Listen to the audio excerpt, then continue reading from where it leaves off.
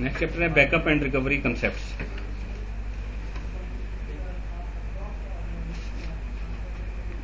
Being a DBA, that is your responsibility to protect database from failures whenever possible. Single point of failure ना होने दें। देखते हैं वो कैसे।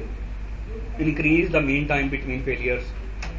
आप इस तरीके से डेटाबेस को मैनेज करें कि फेलियर कम से कम हो। Protect critical components by redundancy, mirror करके रखें जो चीजें रखी जा सकती हैं। Decrease the mean time to recover, अगर फेलियर हो जाए तो बैकअप पॉलिसी इस तरह की होनी चाहिए कि रिकवरी जल्दी हो जाए। ये ना हो कि बैकअप ले लिया रिकवरी नहीं हो रही, ठीक है, तो ऐसा नहीं होना। सर आप देखिए हमारा प्रोडक्शन जो है बैंकिंग सिस्टम पूरा बैंक उसी पर और मैं बैकअप 11 मांगे जा सकते हैं वो डाउन पे डेली बेस पे डाउन ले लेते हैं वो। तो आप डेटा लॉस बियर कर सकते हैं, आप डेटा लॉस बियर कर सकते हैं। हाँ कर सकते हैं, वो हमें सेकंड में भी नहीं कर सकते। तो फिर और अगर आपको रिकवरी करनी पड़ जाए तो आपका बैकअप इस तरह का होना चाहिए कि मिनिमम डेटा लॉस। एक होती है बैकअप पॉलिसी जो आप लोगों ने बनानी होती है। बैकअप पॉलिसी में ना ये होती है कि आपकी डेटाबेस किस तरह की है, उसमें ट्रांजैक्शंस किस तरह की हैं, कितना डेटा लॉस बियरेबल है, और डेटाबेस की एप्लीकेशन किस तरह की है, 24/7 है या 9 to 5 है, या कोई पर्टिकुलर टाइम से उसके बाद डेटाबेस डाउन हो सकती है।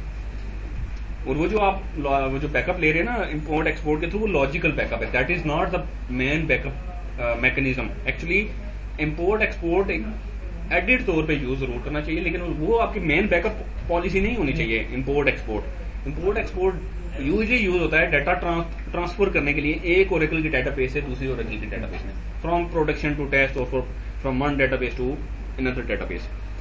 But the main backup policy should be the physical backup, whether it is through the RMAN or through your own written scripts। आप अपने मैनुअल तरीके से कॉपी कर लें फाइल्स को, या फिर आप RMAN के थ्रू लें, और वही बैकअप तरीका होना, बैकअप का तरीका होना चाहिए। अब जो आप बैकअप लेते हैं वो या तो फिजिकल बैकअप हो सकता है या लॉजिकल बैकअप हो सकता है।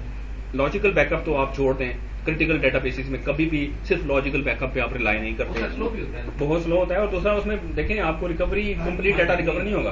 फिजिकल बैकअप में आप लास्ट कमिटेड ट्रांजैक्शन तक डाटा रिकवर कर सकते हैं, ये मीन्स कि 0 डाटा लॉस्ट अचीव कर सकते हैं आप, ठीक है। और पॉइंट इन टाइम रिकवरी भी कर सकते हैं। लेट्स से आपको आपके पास एक हफ्ता पुराना बैकअप है और आपको आज कहा जाता है कि मुझे 2 दिन पहले वाली जो डेटाबेस की स्टेट थी वो रिस्टोर करने, आप करके दे सकते हैं। तो आपकी डेटाबेस जो बैकअप है वो डिपेंड करता है कि आपकी डेटाबेस की यूजेज किस तरह की है, कितनी क्रिटिकल है, डाटा कितना क्रिटिकल है, ठीक है। वही सारी चीजें इसमें डिस्कस करेंगे और हम बैकअप लेना देखेंगे। तो बहुत ज्यादा एक्सटेंसिव यूज कर रहे होंगे हम RMAN को, तो हमारे बैकअप पॉलिसी उसी के थ्रू इंप्लीमेंट होगी, ठीक है, और होनी भी इसी तरीके से चाहिए। और फिर बैकअप पॉलिसी आप टाइम टू टाइम आप चेंज करते रहते हैं, जैसे जैसे आपकी डेटाबेस का साइज, जैसे जैसे आपकी डेटाबेस की क्रिटिकलिटी चेंज होती है, वैसे वैसे आप बैकअप पॉलिसी को भी साथ साथ चेंज करते हैं, मॉडिफाई करते हैं, ठीक है। अभी पढ़ेंगे परफॉर्म करके देखेंगे, ठीक है। अच्छा, फेलियर्स, कैटेगरीज ऑफ फेलियर्स हो सकते हैं डिफरेंट किस्म के। कुछ फेलियर्स ऐसे हैं जिनकी वजह से आपका डाटा लॉस होगा, आपको हो सकता है रिकवरी करनी पड़े। कुछ फेलियर्स ऐसे हैं जिनमें आपको कुछ भी नहीं करना पड़ेगा, जैसे स्टेटमेंट फेलियर है, यूजर प्रोसेस फेलियर है, नेटवर्क फेलियर है, यूजर एरर है, इंस्टेंस फेलियर है, मीडिया फेलियर है। Statement failure, user process failure, network failure की वजह से हो सकता है आपको डाटा लॉस ना हो, ठीक है। स्टेटमेंट फेलियर क्या है, एक स्टेटमेंट चली वो फेल होगी तो उसकी वजह से आपकी डेटाबेस पे कोई फर्क नहीं पड़ेगा, वो सिर्फ स्टेटमेंट फेल हो जाएगी, वो यूजर दोबारा चलाएगा करेक्ट करके। यूजर प्रोसेस फेलियर है, नेटवर्क फेलियर है, यूजर एरर की वजह से आपको परफॉर्मेंस, आपको डाटा लॉस हो सकता है, इंस्टेंस फेलियर की वजह से हो सकता है, और मीडिया फेलियर मीन्स के डिस्क अगर आपकी कोई फेल हो जाए, ड्राइव फेल हो जाए तो उसकी वजह से आपका डाटा लॉस हो सकता है। देखते हैं स्टेटमेंट फेलियर, यूजर ने इनवैलिड डाटा एंटर करने की कोशिश की, या यूजर ने एक ऑपरेशन परफॉर्म करने की कोशिश की जिसमें उसको प्रिविलेजेस नहीं थी, या यूजर ने ऑपरेशन परफॉर्म करने की कोशिश की और स्पेस नहीं थी उसके पास, या कोई लॉजिकल एरर आया, तो उसको यूजर प्रोसेस, ये स्टेटमेंट फेलियर होगा। तो आपको क्या करना पड़ेगा, लेट्स से स्पेस नहीं है तो स्पेस दें, प्रिविलेजेस नहीं है तो एप्रोप्रिएट प्रिविलेजेस दें, अगर उसको चाहिए प्रिविलेजेस। अगर वो उसका काम नहीं है वो करना तो उसको प्रिविलेजेस ना दें, बल्कि उसको रोकेंगे, ये काम उसका ऑपरेशन नहीं है, उसको ये राइट्स नहीं है कि ये ऑपरेशन परफॉर्म कर सके। और अगर यूजर इनवैलिड डाटा एंटर करने की कोशिश कर रहा है, लेट्स से नंबर कॉलम में वो कैरेक्टर डाटा एंटर करने की कोशिश कर रहा है, तो उसको उसके साथ मिलकर फिक्स करें, ठीक है। और लॉजिकल एरर्स हैं तो फिर आप डेवलपर्स के साथ मिलके प्रोग्राम को देखें कि उसमें क्या लॉजिकल एरर है, कोई सिंटैक्स का एरर है, क्या मसला है जिसकी वजह से वो स्टेटमेंट फेल हो रही है, इसकी वजह से कोई डाटा लॉस नहीं होगा। प्रोसेस फेलियर क्या है जी, आपका यूजर प्रोसेस है नॉर्मली टर्मिनेट हो गया, आप एसक्यूएल प्लस चला रहे थे या आप क्लाइंट साइड की एप्लीकेशन चला रहे थे, वो कोई एक्सेप्शन आई बंद हो गई, वो आपका ओएस क्लाइंट का ओएस रीस्टार्ट हो गया, यूजर का सेशन एबनॉर्मली डिस्कनेक्ट हो गया किसी भी वजह से, तो this is called a user process failure. देखिए आप क्लाइंट कनेक्टेड है सर्वर के साथ, नेटवर्क ब्रेक हुआ, यूजर प्रोसेस फेलियर हो गया, आपकी क्लाइंट की मशीन रीस्टार्ट हुई, यूजर प्रोसेस फेलियर हो गया, क्लाइंट साइड पे ओएस पे कोई एरर आया, जितनी एप्लीकेशन थी वो खुद ही क्लोज हो गई, यूजर प्रोसेस फेलियर हो गया। ठीक है, तो ये इस वजह से नहीं, सर्वर पे कुछ नहीं होगा। यूजर प्रोसेस जब फेल होगा तो क्या होगा, उसके अगेंस्ट सर्वर प्रोसेस तो बने होंगे ना, वो खुद हो जाएंगे। A DBS action is not usually needed to resolve user process failure, instant background processes roll back uncommitted changes and releases logs, means वो जो पीमॉन आपका प्रोसेस है वो खुद ही टेक केयर करेगा। नेटवर्क फेलियर, लिसनर फेल हो जाए, नेटवर्क इंटरफेस कार्ड फेल हो जाए, या आपका हब या वो जो स्विच है वो फेल हो जाए। लिसनर फेल हो जाए तो बैकअप लिसनर क्रिएट करे फौरन से, या उसको ड्रॉप करके नया लिसनर क्रिएट कर ले।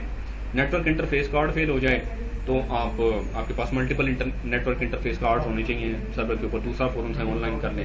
नेटवर्क कनेक्शन फेल हो जाए तो configure backup connection, for example आपको केबल अगर मसला कर गई या आपके पास स्विच मसला कर गया तो उनको इससे कोई डाटा लॉस नहीं होगा आपका। ठीक है,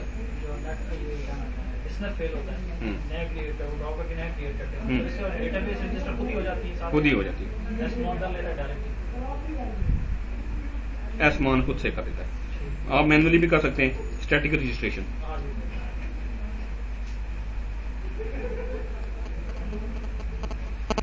ओके जी, देन यूजर एरर, ये एक रीजन है जिसकी वजह से आपको बहुत सारी चीजें मतलब आप पे सारा कुछ आ जाता है।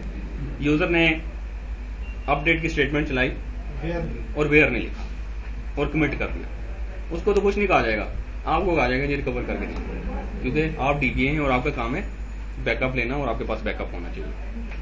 यूजर ने टेबल गलती से ड्रॉप कर दिया, यूजर ने डाटा डिलीट करके कमिट कर दिया, कोई गलत डाटा अपडेट कर दिया, तो दैट इज योर रिस्पॉन्सिबिलिटी, आपको रिकवरी करनी पड़ेगी इसकी।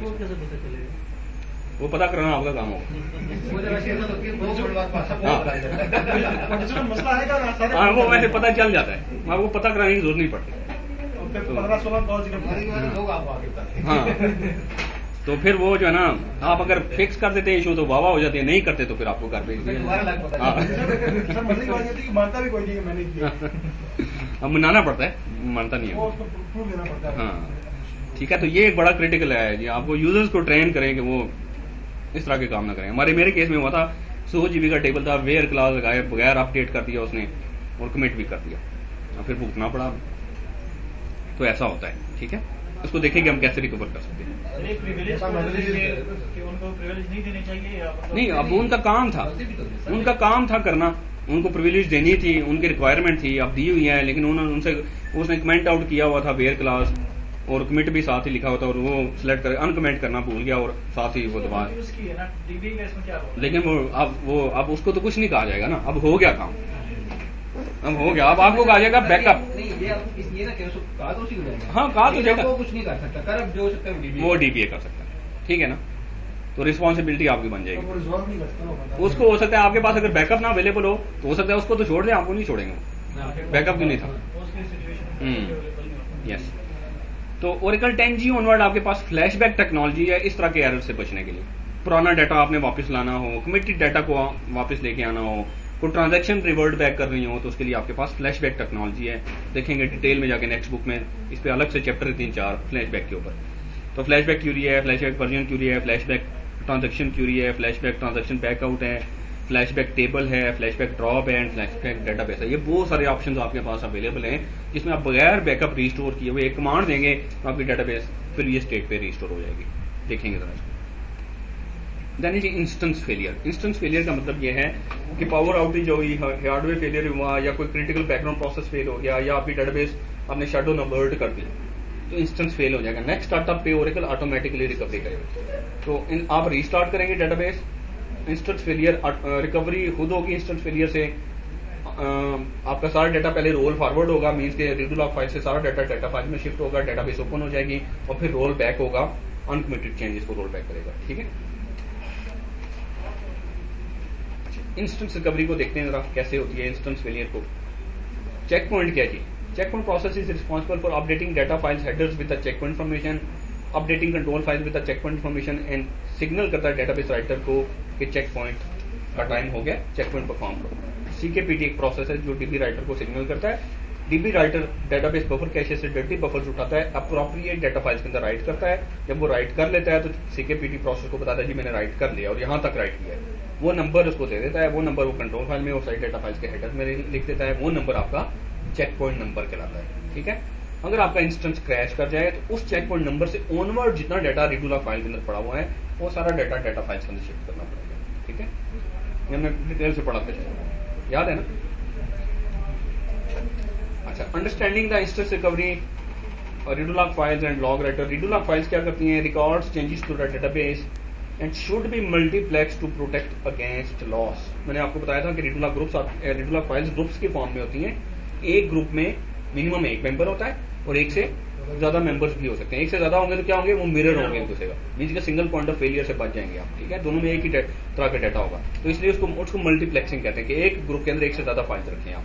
सर ये मतलब कुछ तो नीचे कि उनको अलग अलग जगह रखें। हाँ, अलग अलग डिस्क के ऊपर रखें। Yes, log writer writes. Log writer कब राइट करता है? रीडूलॉग बफर से रीडूलॉग फाइल्स के अंदर जब कमिट करता है यूजर, या आपका रीडूलॉग बफर 1/3 फुल हो जाता है, या हर 3 सेकंड के बाद, या डेटाबेस राइटर के राइट करने से पहले, या जब आप डेटाबेस शट डाउन करते हैं तो उससे पहले लॉग राइटर सारा डाटा रीडूलॉग बफर से रीडूलॉग ग्रुप्स के अंदर या रीडूलॉग फाइल्स के अंदर राइट करते हैं। क्लियर है ना ये?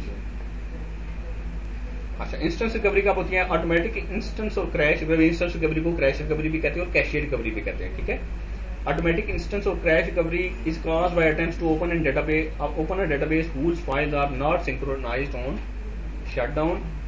Uses information stored in Redula groups to synchronize files. Involves two distinct operations rolling forward. Redo log changes both committed and uncommitted are applied to data files.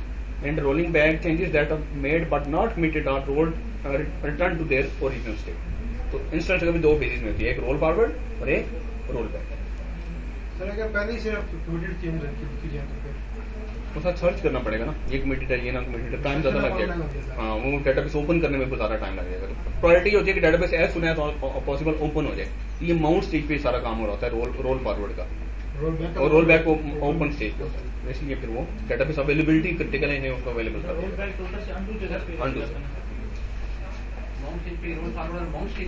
Mount से open पे जाते हो। जब रोल फॉरवर्ड सारा हो जाता है फिर ओपन करता है, फिर ओपन के बाद रोल बैक, फिर ओपन के बाद roll back. Phases of instance recovery, आपने स्टार्टअप किया, data files out of sync थी, रोल फॉरवर्ड होगा, रीडू अप्लाई होगी, कमिटेड अनकमिटेड चेंजेस आपकी डेटाबेस में होगी, डेटाबेस ओपन कर दी जाएगी, और फिर रोल बैक स्टार्ट होगा और फिर कमिटेड डाटा आपकी डेटाबेस के अंदर होगा। ठीक है, देखें आपकी डेटाबेस है, कंट्रोल फाइल में एससीएन कुछ और है, कुछ के डाटा फाइल में कुछ और है, और आपके रीडू लॉग फाइल्स के अंदर एससीएन आपके पास डिफरेंट है। हाँ, वो लेकिन डाटा फाइल्स में नहीं है, बहुत सारी डाटा फाइल्स के अंदर वो मिसिंग है। इंस्टेंस रिकवरी को आप ट्यून कर सकते हैं। आप इंस्टेंस रिकवरी जब हो रही है उस वक्त ट्यून कर सकते हैं, या इंस्टेंस रिकवरी से पहले आप उसको ट्यून कर सकते हैं। देखते हैं कैसे। During instance recovery the transaction between the checkpoint position and end of the redo log file must be applied. Let's say यहाँ तक का आपका डाटा, ये रीडू लॉग फाइल है आपके पास, यहाँ तक का डाटा फाइल में जा चुका है, उससे ऑनवर्ड अब इतना डाटा रीडू लॉग फाइल के अंदर पड़ा हुआ है। तो जब इंस्टेंस रिकवरी होगी तो यहाँ से लेकर यहाँ तक का डाटा फाइल्स के अंदर ट्रांसफर होगा।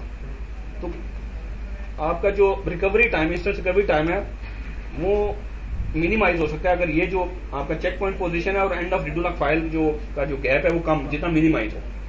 मतलब चेक पॉइंट जल्दी ज्यादा करो। लेट्स से आपका चेक पॉइंट 10 मिनट बाद अगर हो रहा है तो फिर हो सकता है उसको 10 मिनट का डाटा रिकवर करना पड़ेगा। अगर चेक पॉइंट 5 मिनट बाद अगर हो रहा है तो 5 मिनट का डाटा उसको रिकवर करना पड़ेगा। लेकिन फिर ट्रेड ऑफ है, चेक पॉइंट ज्यादा होगा परफॉर्मेंस इंपैक्ट आएगा, चेक पॉइंट कम होगा तो इंस्टेंस रिकवरी टाइम लेगी। तो इसको आपको वो करना पड़ता है, अपने हिसाब से बैलेंस करना पड़ता है।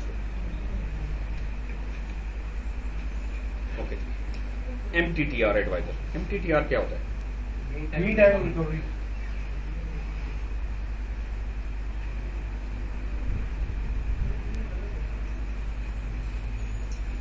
Mean time to recover. Checkpoint को जरा देखते हैं। चेक पॉइंट आप कंट्रोल कर सकते हैं कि कितनी देर के बाद करो। आपके पास पहले जो पैरामीटर्स हुआ करते थे एक था जी चेक पॉइंट, नहीं लॉग चेक पॉइंट।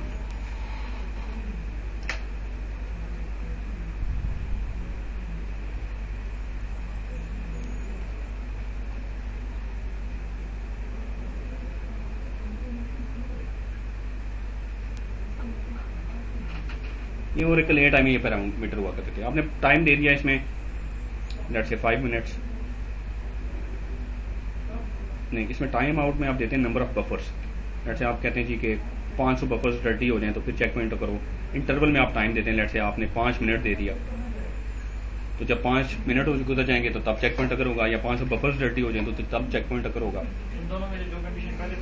वो चेक पॉइंट कर देगा। लेकिन ये स्टैटिक वैल्यूज है, ठीक है। 5 मिनट का मतलब है एग्जैक्ट 5 मिनट में चेक पॉइंट अगर होना है। लेकिन इशू ये है इसमें कि आपके डेटाबेस के दो यूजेज के हिसाब से टाइम होते हैं। एक होता है ऑफ पीक टाइम और एक होता है पीक टाइम। पीक टाइम में भी आपका 5 मिनट में चेक पॉइंट अगर हो रहा होगा, ऑफ पीक टाइम में भी 5 मिनट में हो रहा होगा, ठीक है। होना ये चाहिए पीक टाइम में चेक पॉइंट जल्दी अगर हो और ऑफ पीक टाइम में देर से करो, ठीक है। तो आपको फिर ये दो पैरामीटर कॉन्फ़िगर नहीं करने की जरूरत, 9 ऑनवर्ड 10G 11G में भी वही पैरामीटर चल रहा है। आपके पास एक पैरामीटर है फास्ट स्टार्ट NTTR टारगेट। इसमें आप टाइम देते हैं, इसमें आप सेकंड्स में टाइम देते हैं। लेट्स से आपने इसमें दे दिया जी 300 सेकंड्स। 300 सेकंड्स कितने मिनट्स बनेंगे?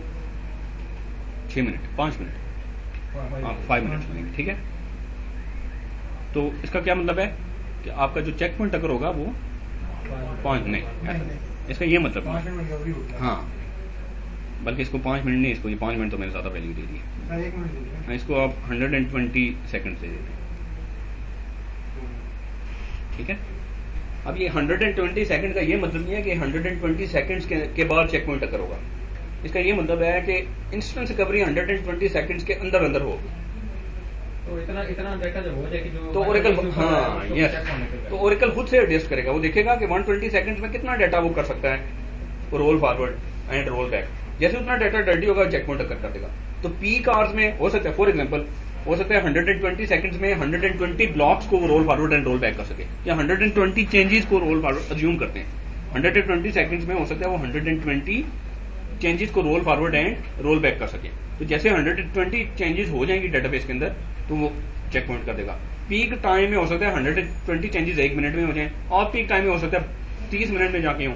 तो आपका जो चेक पॉइंट इंटरवल है वो ऑटोमेटिकली एडजस्ट होगा। हाँ, ये बहुत अच्छी चेंज है। इससे फिर ये है कि आपकी डेटाबेस की परफॉर्मेंस जो है ना, और परफॉर्मेंस और रिकवरी दोनों बड़ी जो है ना वो ऑप्टिमाइज रहती है। यस, सिक्योरिटी भी रहती है। तो आप इसको सेट कर सकते हैं एंटरप्राइज मैनेजर में, अवेलेबिलिटी, उसमें रिकवरी सेटिंग्स और उसमें मेन टाइम टू रिकवर आप सेट कर सकते हैं, ठीक है। वो पैरामीटर आप सेट कर सकते हैं। आप अल्टर सिस्टम सेट कर, डायनेमिक पैरामीटर है, अल्टर सिस्टम सेट करके कमांड लाइन से भी चेंज कर सकते हैं। क्लियर है जी। यानी जी मीडिया फेलियर। मीडिया फेलियर क्या जी? Failure of disk drives, failure of disk controllers, deletion of और corruption of file needed for database operations. आपकी कोई फाइल डिलीट हो गई, कोई आपकी हार्ड डिस्क क्रैश कर गई, या आपका कोई डिस्क कंट्रोलर क्रैश कर गया, तो आपको क्या करना पड़ेगा? आपको डाटा फाइल्स रीस्टोर करनी पड़ेगी, उनकी रिकवरी करनी पड़ेगी और फिर उनको अवेलेबल करना पड़ेगा, ठीक है। डिपेंड करता है। ये सारे हम परफॉर्म करके देखेंगे, बैकअप कैसे लेते हैं और रिकवरी कैसे करते हैं। ओके, देन है जी कॉन्फ़िगरिंग फॉर रिकवरेबिलिटी। आपकी database by default no archive mode में होती है। नो आर्काइव का क्या मतलब है? आपके पास 2 रीडूला ग्रुप्स हैं, ये ग्रुप 1 है, उसमें 2 मेंबर्स हैं, ये ग्रुप 2 है, उसमें 2 मेंबर्स हैं। लॉग राइटर पहले इस पे राइट करेगा, फिर लॉग स्विच होगा तो इस पे राइट करेगा। लॉग राइटर जब पहले ग्रुप पे राइट करता है तो उसको एक लॉग सीक्वेंस नंबर देता है। जब दूसरे ग्रुप पे राइट करेगा, let's say log sequence number इसको 1 दे रहा है, इसको 2 दे रहा है, वापस इस पे आएगा तो इसको 3 देगा, और ये ओवर राइट करता जाएगा। ये नो आर्काइव मोड में। आर्काइव मोड में अगर आप डेटाबेस को रखें तो ये क्या करेगा जी? पहला ग्रुप जब राइट हो जाएगा, फिल हो जाएगा, लॉग राइटर स्विच करेगा दूसरे ग्रुप के ऊपर। एक प्रोसेस है आर्काइवर के नाम से, या आपकी स्पेसिफाइड लोकेशन पे स्पेसिफाइड नाम से इस फाइल को कॉपी करके वहां पे सेव कर देगा। इसको कहते हैं आर्काइव्स। ये रिकवरी के लिए जरूरी होती है। अभी हम देखेंगे डेटाबेस को आर्काइव लॉग मोड में कैसे लेके आते हैं। ये मोड होता भी पॉइंट इन टाइम रिकवरी की जाती है। पॉइंट इन टाइम देखें, आपके डेटाबेस का बैकअप दो तरीकों से लिया जा सकता है। मैं फिजिकल बैकअप की बात कर रहा हूँ, लॉजिकल इंपोर्ट एक्सपोर्ट की बात नहीं कर रहा मैं। बैकअप दो तरीकों से लिया जा सकता है। एक तरीका यह है कि डेटाबेस डाउन करके बैकअप लें, लेकिन उसमें इशू क्या है कि डेटाबेस अनअवेलेबल हो जाएगी। दूसरा तरीका है कि आप डेटाबेस चल रही हो तो बैकअप ले सकते हैं। उसको कोल्ड या हार्ड कहते हैं। कोल्ड का मतलब डेटाबेस डाउन करके बैकअप लें, और हार्ड का मतलब डेटाबेस चल रही हो तो बैकअप लें। सर जब डेटाबेस डाउन करनी पड़ेगी तो दो पोजीशन ऐसी है ना सर, इस जो इंपोर्ट एक्सपोर्ट में हमारे पास एग्जैक्ट पोजीशन नहीं आएगी। हाँ, क्योंकि वो अगर 24/7 की डेटाबेस है तो उसमें तो चेंजेस होती रहेंगी। बिल्कुल। तो लेकिन जो इसमें जो है या आर्काइव लॉग में डेटा आता है, इसमें भी वही पोजीशन होगी इंपोर्ट एक्सपोर्ट। इसमें डिफरेंट है, वो देखेंगे। वो डिफरेंट तरीके से, ये डिफरेंट, वो ऑब्जेक्ट का बैकअप है, ये ब्लॉक्स का बैकअप है, ये फाइल्स का बैकअप है। वो डिफरेंट, दोनों में डिफरेंस है, टोटली डिफरेंस है। ठीक है। अच्छा, आप डेटाबेस को या तो डाउन करके बैकअप ले सकते हैं या चलती हुई डेटाबेस का बैकअप ले सकते हैं। आप अगर आप डेटाबेस के चलती हुई डेटाबेस का बैकअप लेना चाहें, ऑनलाइन बैकअप लेना चाहें, या उसको हार्ड बैकअप भी कहते हैं, तो आपको डेटाबेस आर्काइव लॉग मोड में कॉन्फ़िगर करनी पड़ेगी। ठीक है। Archive log mode is a prerequisite if you want to take the online backup of a database. To configure your, आप देखते हैं रिकवरेबिलिटी में क्या क्या चीजें सेट कर सकते हैं, कॉन्फ़िगर कर सकते हैं। रेगुलर बैकअप्स तो आपको कॉन्फ़िगर करने चाहिए। मल्टीप्लेक्स करनी चाहिए आपको कंट्रोल फाइल एक ही नहीं होनी चाहिए आपकी डेटाबेस में, मल्टीपल कॉपीज होनी चाहिए। मल्टीप्लेक्स करनी चाहिए आपको read log files and retain archive copies of read log files, यानी कि आपकी डेटाबेस आर्काइव लॉग मोड में होनी चाहिए। तो देखते हैं जरा इनको वन बाय वन। देन जी अब रिकवरेबिलिटी हम देखते हैं जी। फास्ट रिकवरी एरिया इसको, या फ्लैश रिकवरी एरिया भी कहते हैं इसको। ओरेकल 9.9 तक ये था कि आपने डिस्क पे बैकअप लिया, अगर आप आरमैन के जरिए मैनुअली, तो आपको किसी लोकेशन पे बैकअप लेना है, आपको एक डायरेक्टरी बनानी है, वहां पे आपने सारे बैकअप प्लेस करने हैं। आपकी आर्काइव्स किसी डिफरेंट लोकेशन पे जा रही हैं, आपकी जो डिफरेंट तरह की फाइल्स डिफरेंट लोकेशंस के ऊपर पड़ी हुई हैं, तो आपको मल्टीपल डिस्क लोकेशन मैनेज करनी पड़ती थी ओरेकल 9.9 तक। ओरेकल 10G ऑनवर्ड ओरेकल ने आपको एक पैरामीटर दे दिया DB रिकवरी फाइल डेस्ट के नाम से। इस पैरामीटर में आप जो पाथ दे देंगे, वो पाथ आपका, उस पाथ के अंदर वो जो फोल्डर होगा, वो फोल्डर आपका फास्ट रिकवरी एरिया कहलाएगा। उस पर्टिकुलर पाथ, उस फोल्डर का कोई ना कोई साइज आप देंगे, और उस फोल्डर का कोई ना कोई रिटेंशन आप देंगे। वो ओरेकल फिर खुद मैनेज करेगा उसको।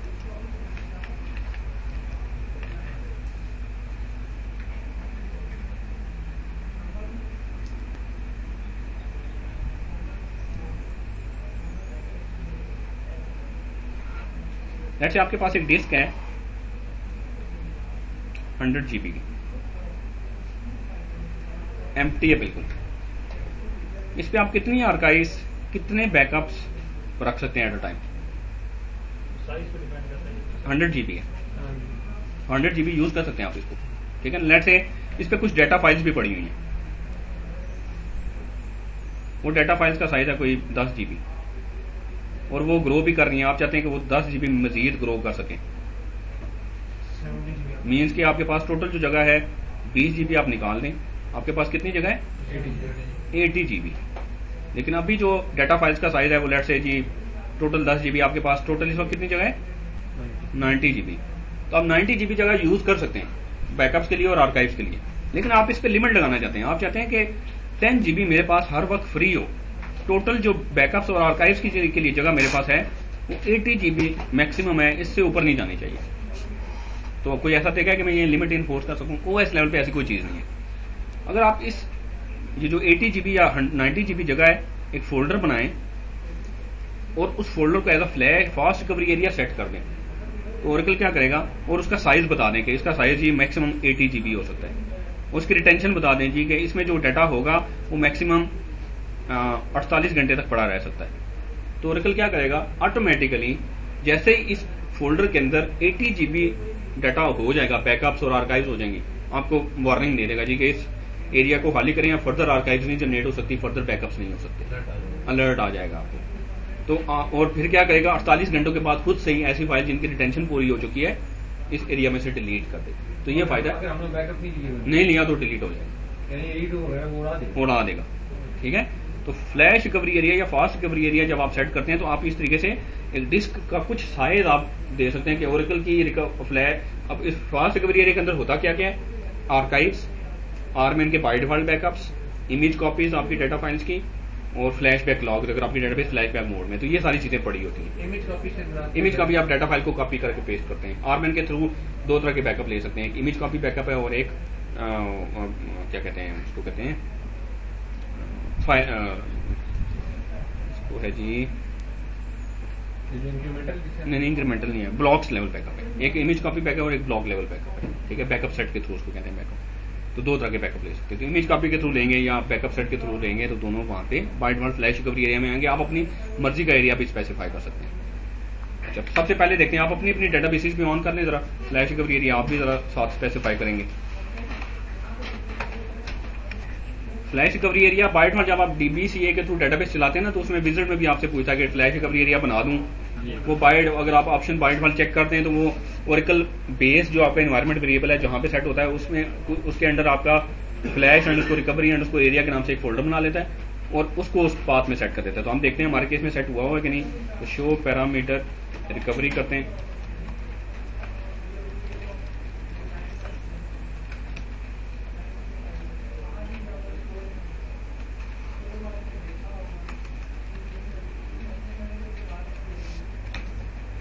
शो पैरामीटर टेस्ट करते हैं, नहीं सेट हुआ हुआ। तो मैं सेट करता हूं पैरामीटर में एक फोल्डर क्रिएट करता हूं, मैं जा रहा हूं जी U01 में, यहां पे मैं एक फोल्डर क्रिएट करता हूं फ्लैश के नाम से, या फ्लैश रिकवरी एरिया के, या जो मर्जी जिस मर्जी एरिया के नाम से आप जिस मर्जी नाम से आप फोल्डर क्रिएट कर लें। ये पाथ मैं सेट कर देता हूं, जो मैं करता हूँ अल्टर सिस्टम सेट DB_recovery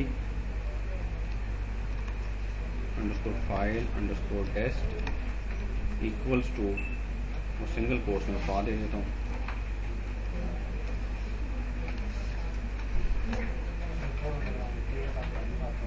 ये सारी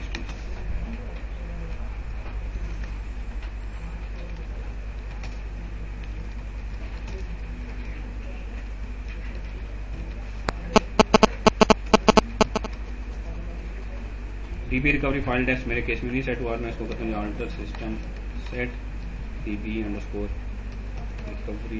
_file _test equals to /U01/flash। वो कहता है जी टेस्ट से पहले उसका साइज सेट करें, मैं इसका पहले साइज सेट करता हूँ अल्टर सिस्टम सेट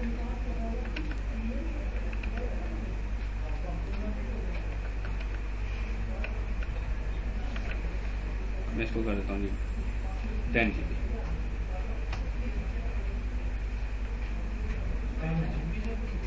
G कर देगा, M करेंगे तो MB हो जाएगा, G करेंगे तो GB हो जाएगा। नहीं वो तो आपके बैकअप का कितना साइज होगा, आर्काइव का कितना साइज होगा, वो तो उस पर डिपेंड करता है। आपके पास डिस्क स्पेस कितनी है, कितनी आप उसको देना चाहते हैं, वो तो आपके ऊपर है। ठीक है जी, ये मेरा आप जितना रखना चाहते हैं बैकअप, हाँ बिल्कुल बिल्कुल बिल्कुल बिल्कुल बिल्कुल ठीक है जी। ये और फिर इसकी रिटेंशन अगर आप सेट करना चाहें, बाय डिफॉल्ट 1 डे होती है। Show parameter retention, parameter DB flashback retention target 40 minutes, ये मिनट्स में इसकी वैल्यू होती है।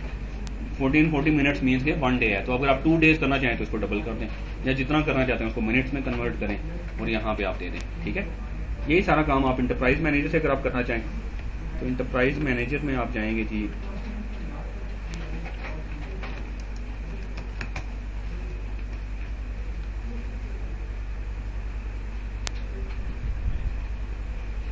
सर जो डेस्क का लोकेशन है वो कोर्स में होगी, डेस्क लोकेशन हाँ सिंगल कोर्स में। अच्छा, इंटरप्राइज मैनेजर में आप सर्वर में आएंगे,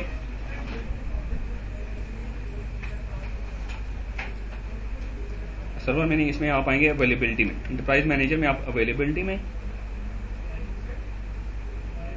उसमें रिकवरी सेटिंग्स,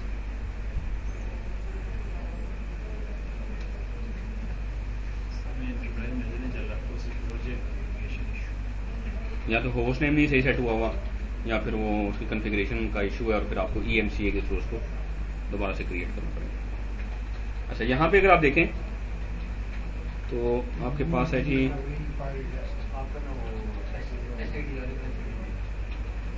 ये है जी फ्लैश रिकवरी एरिया। इसमें आप उसका पाथ दे सकते हैं और यहाँ पे उसका साइज दे सकते हैं और यहाँ पे उसकी रिटेंशन दे सकते हैं और अप्लाई कर दें अपने, ठीक है। खुद ही वो सारे पैरामीटर सेट कर देगा, ठीक है। बाय डिफॉल्ट 24 आवर सेट होता है। और फिर आपको ये फ्लैश रिकवरी एरिया दिखाएगा कंट्रोल फाइल कितनी पड़ी हुई है, ऑनलाइन रिट्रीवल ऑफ फाइल्स कितनी है, आर्काइव्स कितनी है, बैकअप कितने हैं, इमेज कॉपीज कितनी है, फ्लैश बैक लॉग्स कितनी है और यूजेबल कितने हैं। मेरे केस में यूजेबल 10 GB है। तो आप इस तरीके से यहाँ से सारे देखें, बैकअप्स आपकी हो गए, आपके आर्काइव्स हो गए, उनको डिलीट कर देगा उतनी देर के बाद। सर इसमें भी अगर हम SQL करें ना तो पहले साइज के SQL बनाते हैं, उसके बाद हाँ बिल्कुल ऐसे ही, ठीक है जी। तो फ्लैश रिकवरी एरिया सेट करना आ गया आपको। अच्छा, देन है जी कंट्रोल फाइल की मल्टीप्लेक्सिंग। आपके डेटाबेस में देखते हैं कितनी कंट्रोल फाइल यूज हो रही है। कैसे देख सकते हैं कि मेरे डेटाबेस में कितनी कंट्रोल फाइल यूज हो रही है? सेलेक्ट नेम फ्रॉम की $, कंट्रोल फाइल एक ही है, और select show parameter control underscore files, एक ही फाइल दे रहा है, सिंगल पॉइंट ऑफ फेलियर आएगी। अब मैं क्या करूंगा, डेटाबेस को शट डाउन करता हूँ, पहले पैरामीटर चेंज कर लेता हूँ। मैं करता हूँ alter system set control underscore files equals to single quote में एग्जिस्टिंग जो कंट्रोल फाइल है उसका नाम और पाथ,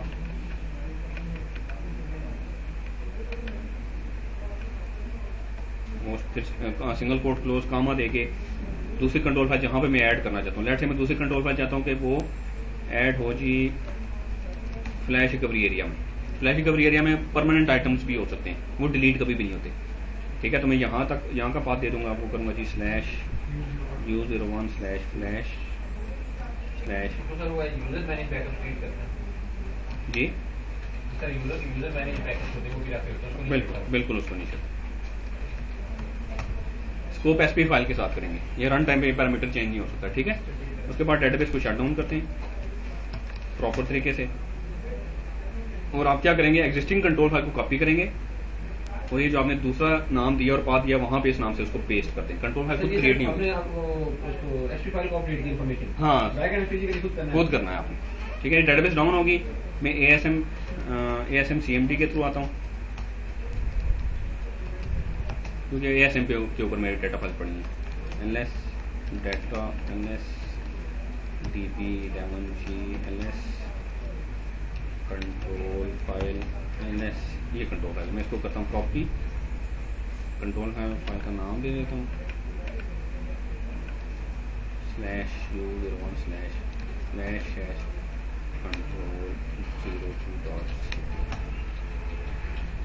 कॉपी होगी। अब मैं डेटाबेस को स्टार्ट करता हूँ। तो this is called control file multiplexing. आप इस तरीके से मल्टीप्लेक्सिंग करेंगे, एक तो उसके दो पाथ सेट कर देंगे और फिर एग्जिस्टिंग कंट्रोल फाइल को कॉपी करके पेस्ट कर देंगे। अब ये दोनों control file at a time use होंगी, अगर एक फेल होगी तो आपके पास दूसरी अवेलेबल है।